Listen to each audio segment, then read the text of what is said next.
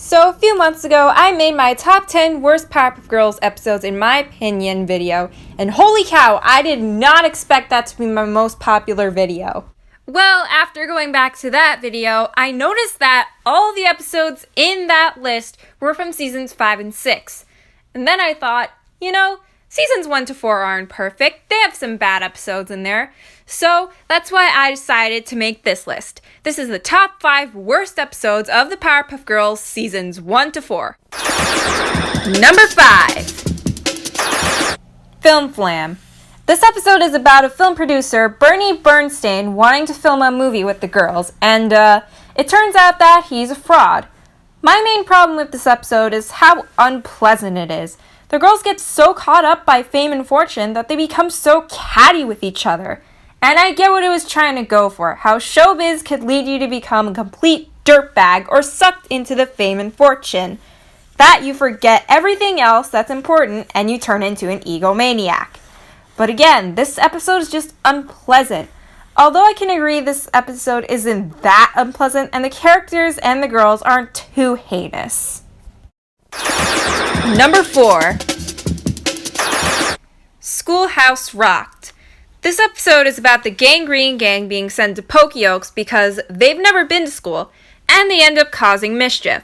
But Miss Keene only sees the girls doing bad things, and she believes the Gangrene Gang over who are possibly her favorite students and the people who have had tons of encounters with the gang in the past.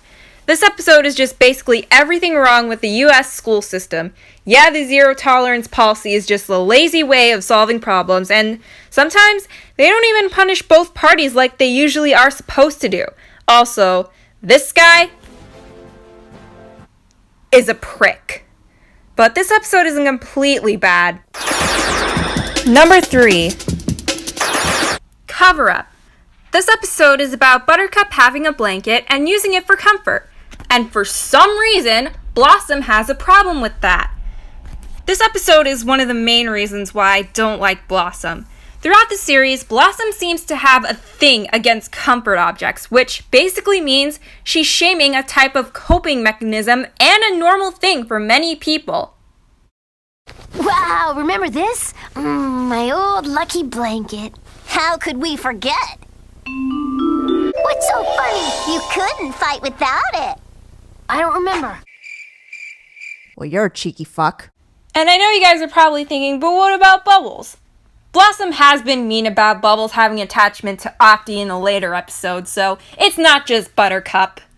And I need to find Octi. You don't need it. You want it, because you're insecure. And as soon as you get over that, you won't think you need it anymore. All you need to do is grow up. What a selfish bitch! Yeah, I know Octagon aired after Cover Up, but my point remains. I have to tell you something. That's not your real blanket. It's just a fake blanket I found to get you through the fight. And since you fought just as well as ever, it obviously worked. Okay, there's nothing wrong with having a comfort object, and shaming someone for it because it's childish basically means you're saying they should just be anxious, paranoid, and stressed out of their minds because that coping mechanism is not okay. Buttercup seems to have a natural attachment to blanket, just like Bubbles does with Octi, and Blossom just shames her for it. And that fake out she pulls is just a straight up abusive tactic.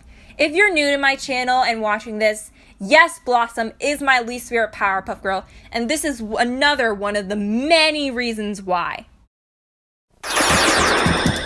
Number 2.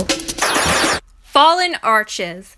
This episode is about an elderly villain trio called the Ministry of Pain making a return to their usual crime-fighting days.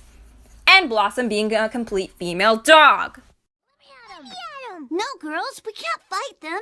Of course we can. Yes, we can, but we can't. We have to respect our elders. So, first, Blossom doesn't let the other girls fight the Ministry of Pain because they're elderly and they need to respect their elders. Not because their bodies are more fragile and it would probably hurt them more even though they could still make an effort to restrain them. But no, Blossom being the pushover female dog that she is, just decides to let them get away with it and forces the other girls to go along with it. Then the mayor, rightfully calls them in and confronts them about being utterly neglectful little chickens, and he shows them a documentary about them, which gives Blossom the idea to get Captain Righteous and Lefty. So this means that Blossom didn't even have a backup plan? It was just gonna let them get away with whatever crap they wanted? Then when there's tension between Captain Righteous and Lefty, Blossom doesn't even try to logically make things right. Nope! She just straight up lies to get her way. And some people, for some reason, feel bad for Blossom at the end of the episode.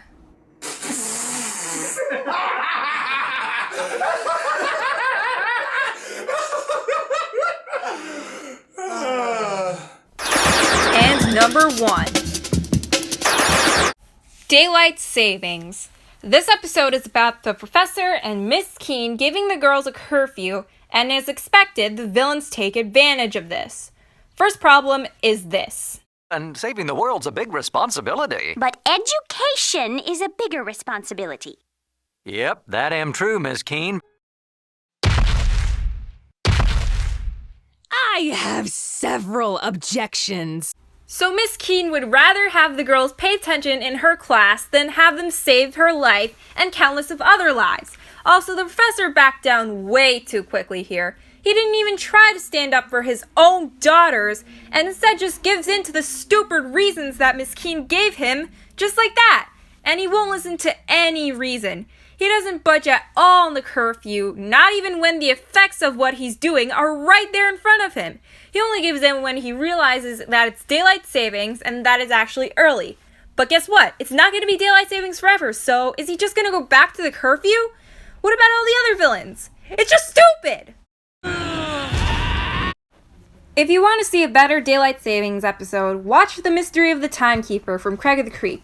Also, while Fallen Arches may have made me the most angry, this episode passes that one because of the writing. So even before Powerpuff Girls hit its seasonal rot, it proved to everyone that no show is perfect.